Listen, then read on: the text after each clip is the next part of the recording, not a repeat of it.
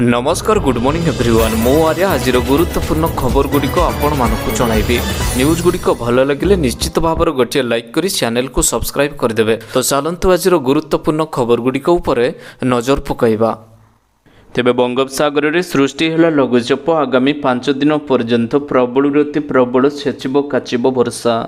तेबे पाणीपाग विभागर निर्देशिका मनोरमा महांती कहते लघुचाप प्रभाव में आगामी 24 घंटा मध्य कटक जगतसिंहपुर केन्द्रापड़ा और जाजपुर जिले में प्रबल अति प्रबल बर्षिब वर्षा। यह जिलागुड़ी को ऑरेंज अलर्ट रखा जो वज्रपात सहित घंटा प्रति 50 ରୁ 60 किलोमीटर बेगर झड़ पवन बहब। आगामी 29 तारीख में उभय ओडिशार मयूरभंज बालेश्वर भद्रक और केन्द्रापड़ा जिले में अति प्रबल वर्षा हबार संभावनाटी रही। यह सब जिलागुड़ी को ऑरेंज अलर्ट जारी करा जाई अछि। अन्य 26 जिला को येलो वार्निंग जारी करा जाई प्रबल वर्षा और वज्रपातर सतर्क सूचना दिया जाइछि। परवर्ती खबर गोटे दिन में 3टी सूर्य पराग। तेबे चलित वर्ष गोटे दिन में 3टी भयंकर सूर्य पराग हेब। 20 तारीख में हेबाकु थिबा परागटी गोटे नुहे बरम 3टी हेबाकु जाउछि। यह पराग को वैज्ञानिक मैंने हाइब्रिड सूर्य पराग बोली कहउछन्ति।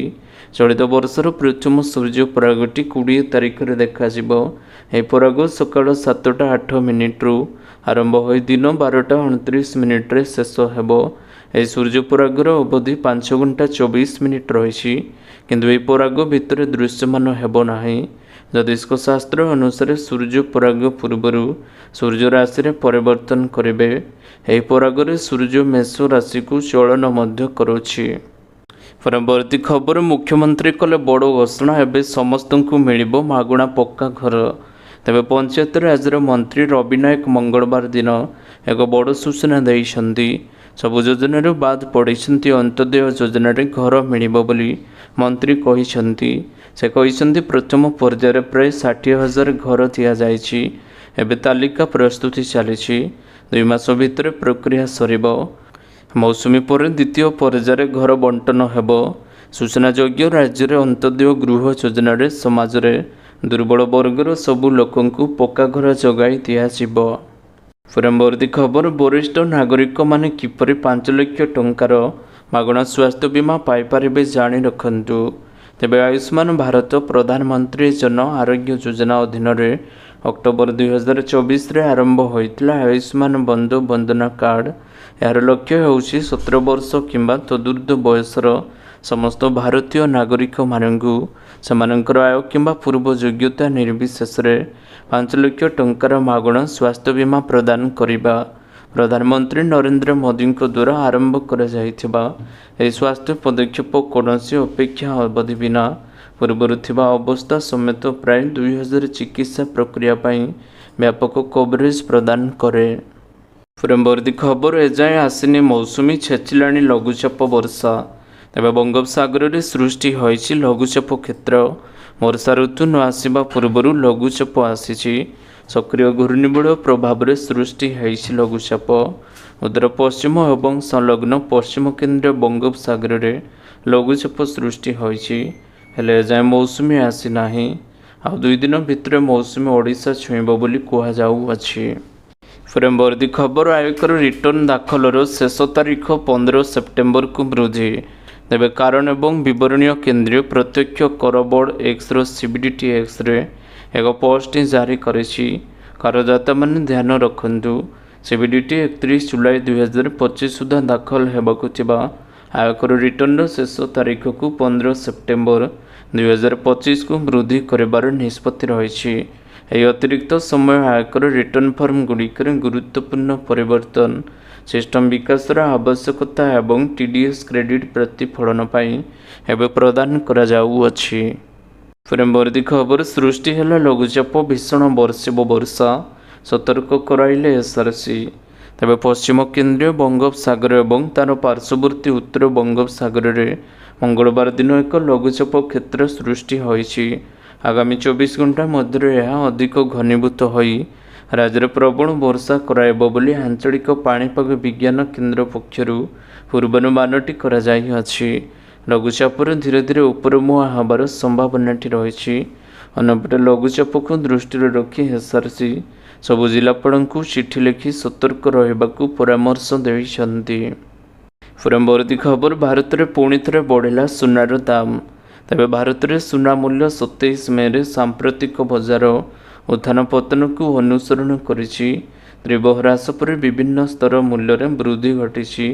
ତେବେ ମଙ୍ଗଳବାର 24 କ୍ୟାରେଟ୍ ସୁନା ମୂଲ୍ୟରେ ପ୍ରତି ଗ୍ରାମ 9,813 ଟଙ୍କା ରହିଥିଲା, ଯେଉଁଥିରେ 49 ଟଙ୍କା ବୃଦ୍ଧି ହୋଇ ମୋଟ 9,862 ଟଙ୍କା ରହିଛି। 22 କ୍ୟାରେଟ୍ ସୁନାର ମୂଲ୍ୟ ପ୍ରତି ଗ୍ରାମ 8,955 ଟଙ୍କା ରହିଥିଲା। ଅତିରିକ୍ତ 45 ଟଙ୍କା ସହ ଏହା 9,040 ଟଙ୍କା ରହିଛି। ପରବର୍ତ୍ତୀ ଖବର, ନିଲାମ ହୋଇପାରୁନି ଖଣି ରାଜସ୍ୱ ବୃଦ୍ଧି ବଳରେ ହ୍ରାସ। ତେବେ ବିକଶିତ ଓଡ଼ିଶା ଏବଂ ଭାରତର ସମୃଦ୍ଧିରେ ଖଣି ଖାଦାନର ଭୂମିକା ବେଶ ଗୁରୁତ୍ୱ ରହିଛି। ଏପରିକି ଖଣି କାରବାର ଆମ ରାଜ୍ୟ ଏବଂ ଦେଶର ଅର୍ଥନୀତି ମେରୁଦଣ୍ଡ ବୋଲି କୁହାଯାଉଛି। ନୂତନ ଖଣି ନୀତି ଅନୁଯାୟୀ ଦିନକୁ ଦିନ ଖଣି କାରବାର ସୁଦୃଢ଼ ହେବା ବଦଳରେ ଦୁର୍ବଳ ହେବାରେ ଲାଗିଛି। ଗତ 2 ବର୍ଷରେ ଗୋଟିଏ ବି ଲୁହାପଥର ଖଣି ନିଲାମ ହୋଇନାହିଁ। ସେହିପରି ଖଣିରୁ ରାଜସ୍ୱ ବୃଦ୍ଧି ବଦଳରେ ହ୍ରାସ ଘଟିଛି, ଯାହାକୁ ନେଇ ଅର୍ଥନୀତି ବିଶାରଦମାନେ ଚିନ୍ତା ପ୍ରକଟ କରିଛନ୍ତି। ପରବର୍ତ୍ତୀ ଖବର, ଭାରତୀୟମାନଙ୍କ ପାଇଁ ଆମେରିକାରୁ ଭାରତକୁ ଟଙ୍କା ପଠାଇବା ମହଙ୍ଗା ହେବ। ତେବେ ଟ୍ରମ୍ପଙ୍କ ଗୋଟେ ପରେ ଗୋଟେ ପଦକ୍ଷେପ ଭାରତୀୟ ଚିନ୍ତା ବଢ଼ାଉଅଛି। ବର୍ତ୍ତମାନ ଆମେରିକାର ରାଷ୍ଟ୍ରପତି ଡୋନାଲ୍ଡ ଟ୍ରମ୍ପଙ୍କୁ ୱାନ୍ ବିଗ୍ ବ୍ୟୁଟିଫୁଲ୍ ବିଲ୍କୁ ନେଇ ଏବେ ଚର୍ଚ୍ଚା ଜୋର ଧରିଛି। କାରଣ ଏହି ବିଲ୍ଟି ଏକ ପ୍ରସ୍ତାବ ଅନୁଯାୟୀ 2026ରୁ ଯଦି ଆମେରିକାରୁ ଭାରତକୁ ଟଙ୍କା ପଠାଯାଏ, ତେବେ ଏହା ଉପରେ 3.5%ରୁ ଟିକସଟି ଲାଗୁ ହେବ।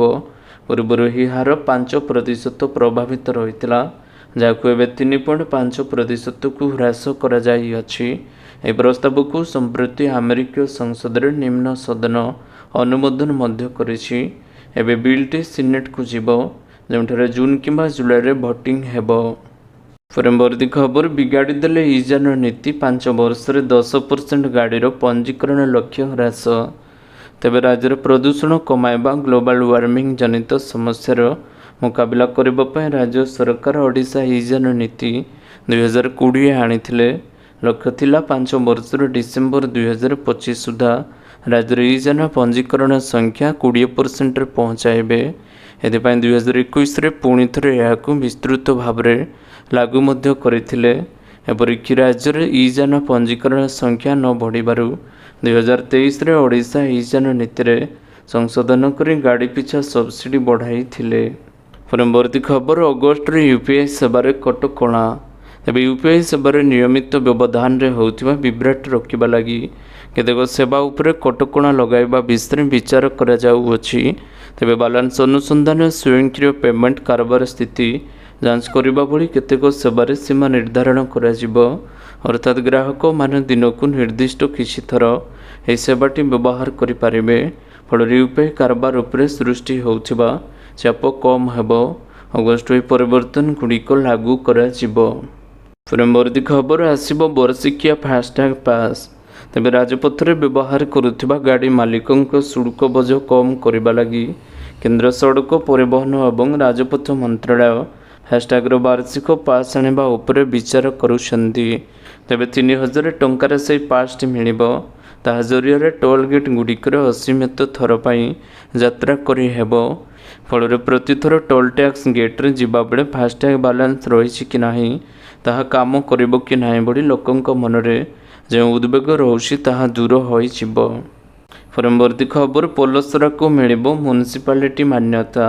ତେବେ ନୂଆ ମ୍ୟୁନିସିପାଲିଟି ପାଇଁ ପ୍ରକ୍ରିୟା ଆରମ୍ଭ ହୋଇଛି। ପୋଲସରାକୁ ମ୍ୟୁନିସିପାଲିଟି କରିବା ନେଇ ପ୍ରକ୍ରିୟା ଆରମ୍ଭ କରାଯାଇଅଛି। ଏନେଇ ପୋଲସରା ଏନ୍ଏସି କାର୍ଯ୍ୟବାହିନୀ ଅଧିକାରୀମାନଙ୍କୁ ଗଞ୍ଜାମ ଜିଲ୍ଲା ନଗର ଉନ୍ନୟନ ସଂସ୍ଥା ପକ୍ଷରୁ ଚିଠି ଲେଖାଯାଇଅଛି।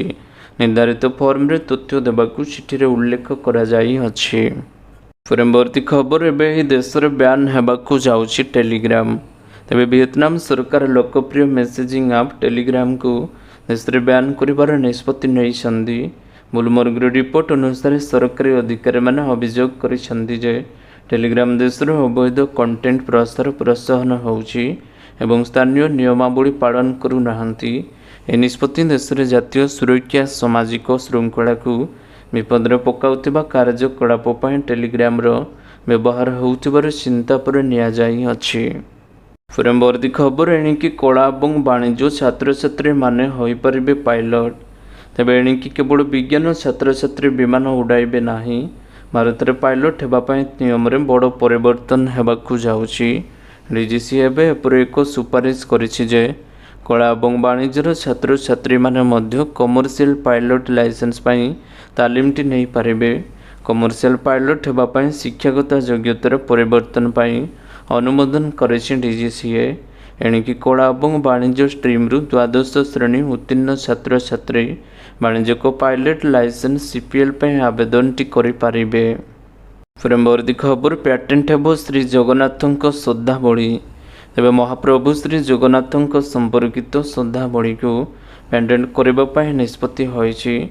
ଏନେଇ ଅଧିସ୍ୱୀକୃତ ଅଧିକାର ଏବଂ ବିଭାଗ ନିକଟରେ ଆବେଦନ କରାଯିବ। ଏହାଫଳରେ ଶ୍ରୀ ଜଗନ୍ନାଥଙ୍କ ସମ୍ପର୍କିତ ଶ୍ରୀମନ୍ଦିର, ଜଗନ୍ନାଥ ଧାମ ଏବଂ ମହାପ୍ରସାଦ ଭଳି ଅନେକ ସ୍ୱତନ୍ତ୍ର ଶୋଧାବଳୀକୁ ଅନ୍ୟ କେଉଁଠାରେ ବ୍ୟବହାର କରାଯାଇପାରିବ ନାହିଁ। କେବଳ ଶ୍ରୀକ୍ଷେତ୍ର ଓ ଦ୍ୱିତୀୟ ଶ୍ରୀମନ୍ଦିର ବ୍ୟତୀତ ଅନ୍ୟ କେହି ଏହାକୁ ନିଜର ସ୍ଥାନରେ ଉପଯୋଗ କରିପାରିବେ ନାହିଁ।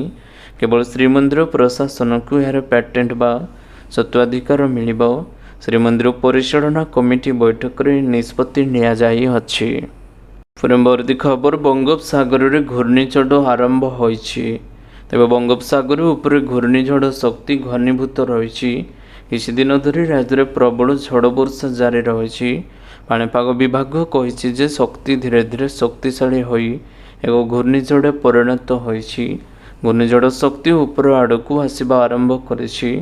ଦକ୍ଷିଣରେ 24 ପ୍ରଗଣାର ଉପକୂଳବର୍ତ୍ତୀ ଅଞ୍ଚଳରେ ବ୍ଲକ ପ୍ରଶାସନର ଅଧିକାରୀମାନେ ଘୂର୍ଣ୍ଣିଝଡ଼ ମୁକାବିଲା ପାଇଁ ରାଜ୍ୟ ବିପର୍ଯ୍ୟୟ ପରିଚାଳନା ବିଭାଗ ସହିତ ନିୟମିତ ବୈଠକ କରିସାରିଛନ୍ତି।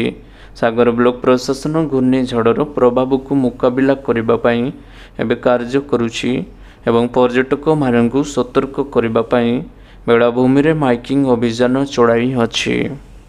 ତେବେ ଆଶା କରୁଛି ଆଜିର ଗୁରୁତ୍ୱପୂର୍ଣ୍ଣ ଖବରଗୁଡ଼ିକ ଆପଣମାନଙ୍କୁ ନିଶ୍ଚିତ ଭାବରେ ଭଲ ଲାଗିଥିବ। ଯଦି ଭଲ ଲାଗିଥାଏ ଭିଡ଼ିଓକୁ ଗୋଟେ ଲାଇକ୍ କରନ୍ତୁ ଏବଂ ଚ୍ୟାନେଲକୁ ସବସ୍କ୍ରାଇବ୍ କରିବା ପାଇଁ ବିଲକୁଲ ବି ଭୁଲନ୍ତୁ ନାହିଁ। ଆପଣଙ୍କ ଭଲ ପାଇବା ସ୍ୱରୂପ ଭିଡ଼ିଓକୁ ସେୟାର କରିଦେବେ। ପୁଣି ଦେଖା ହେବ ଲାଟେଷ୍ଟ ଅପଡେଟ୍ରେ। ସେତେବେଳ ପର୍ଯ୍ୟନ୍ତ ବିଦାୟ ନେଉଛି। Vande Mataram, take care, bye bye.